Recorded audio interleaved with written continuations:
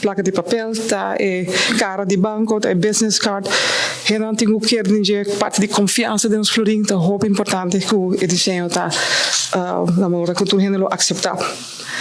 Depois nós vai na fase 4, onde aqui não também nós tomamos uma decisão única, para ela tá a roupa também, para fazer desajo para print. Nós estamos aqui a melhor preço e melhor qualidade. Nosso banco chiquito, é melhor nós assim. Nós tomamos uma decisão, 4 companhias nós vamos inventar. Nós vamos fazer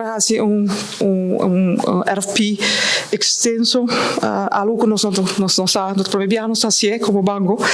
Nós vamos ter ajuda de Nederlandse Bank, Banco Central de República Dominicana e PNO Global. A companhia que ganha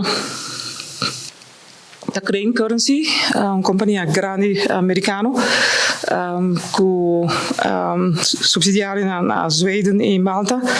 Crane é a companhia que traz papel com US dollar para imprentar.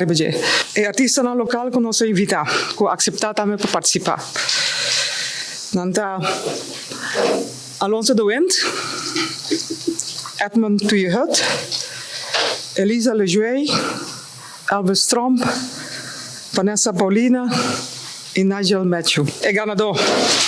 Quem é gana? Nigel Matthew.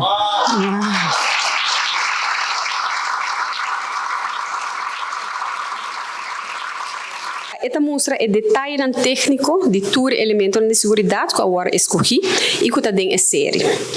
Me vou mencionar o seguinte elemento de segurança que agora incorporar na parte de lante que nós estamos o que nós chamamos é watermark, é a marca de água que está choco, que está dentro do papel.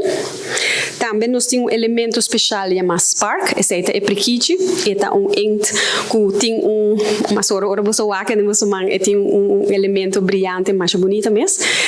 Sabe que é algo novo que nós notamos que nos bilhetes anterior.